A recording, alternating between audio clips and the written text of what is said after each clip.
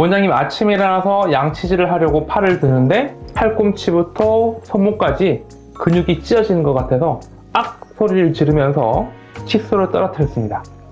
세수도 못하고 머리도 못 감으니까 매 순간이 지옥이에요.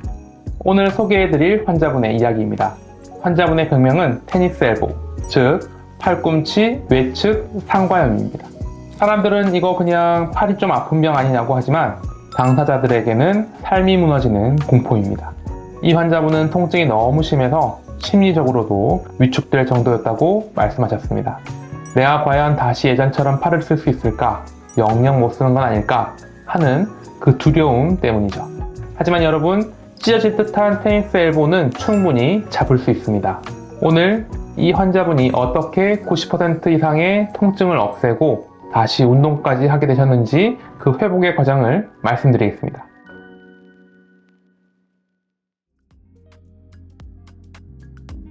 안녕하세요. 통증치료의 마지막 병원 권한현 권기중 원장입니다. 이 환자분이 겪으신 근육이 찢기는 듯한 통증은 엘보를 겪어보신 분들이라면 고개를 끄덕이실 겁니다. 우리 팔꿈치 바깥쪽에는 손목과 손가락을 움직이는 힘줄들이 붙어 있습니다. 우리가 손목을 돌리거나 물건을 집을 때마다 이 힘줄이 뼈를 잡아당기는데 과부하가 걸리면 힘줄에 미세한 파열이 생깁니다. 그런데 이걸 방치하면 힘줄이 아예 변성돼서 뻣뻣한 동아줄처럼 변해버리죠. 그때는 정말 숟가락 들 힘조차 없어집니다. 환자분이 양치할 때마다 아프다, 팔을 펼 때 아프다고 하신 건 바로 이 상처 입은 힘줄이 억지로 늘어나면서 비명을 질렀던 것입니다.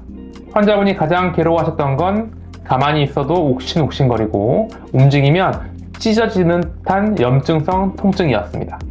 바로 힘줄과 뼈가 만나는 부위에서 불이 난 상태였던 거죠. 가장 먼저 해야 할 일은 이 불을 끄는 것이었습니다. 저는 봉약침을 선택했습니다. 벌의 독을 정제한 봉약침은 강력한 소염 작용을 합니다.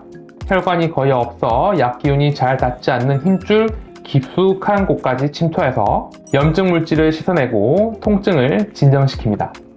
2016년에 발표된 연구에 따르면 공독 성분은 만성 외측 상과염 환자의 통증 수치를 유의미하게 낮추고 악력을 회복시키는 효과가 입증되었습니다.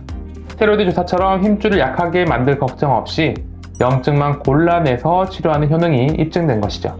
하루 이틀 치료를 거듭할수록 환자분은 원장님 팔을 움직일 때마다 느껴지는 그 날카로운 통증이 무뎌지기 시작했어요 라며 웃음을 되찾으셨습니다. 일단 염증을 껐다면 이제는 찢어지고 약해진 힘줄을 다시 튼튼하게 붙여야 합니다. 환자분은 오랫동안 통증에 시달리며 힘줄이 낡고 해진 상태였죠. 그대로 두면 또 다시 재발할 게 뻔했습니다. 이때 필요한 것이 자악어 약침 재생 치료입니다. 자악어에는 조직 재생을 돕는 성장인자가 풍부하게 들어있습니다. 이것을 손상된 힘줄 부위에 직접 주입하면 마치 찢어진 옷감을 꿰매듯 힘줄 세포의 재생을 촉진합니다.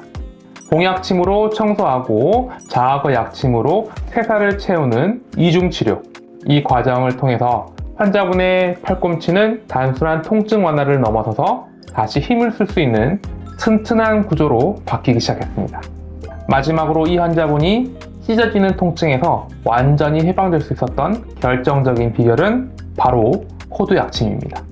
팔꿈치가 아픈 진짜 이유는 사실 팔뚝 근육이 돌처럼 딱딱하게 굳어서 팔꿈치 힘줄을 계속 잡아당기기 때문입니다. 밧줄이 팽팽하게 당겨져 있으니까 조금만 움직여도 찢어질 것 같이 아픈 거였죠. 이때 굳은 근육을 풀어준 데는 호두 약침이 탁월합니다. 호두에는 오메가3 같은 풍부한 불포화 지방산과 비타민 E가 들어있어서 우리 몸의 천연 윤활유 역할을 합니다.